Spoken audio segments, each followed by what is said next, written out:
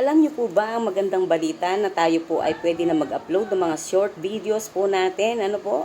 Kasi po di po ba tamad po manood ang mga tao, no? So ang ano po ngayon, ang labanan po natin ay per play na po. Ano po? Pag po tayo ay gumawa ng short videos at pinanood po nila ng 5 beses, yun po ay counted as 5 views. So di po ba?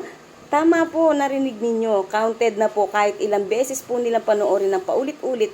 Counted po yan. Yan po ang bagong update po ni Boss Meta. Ano po?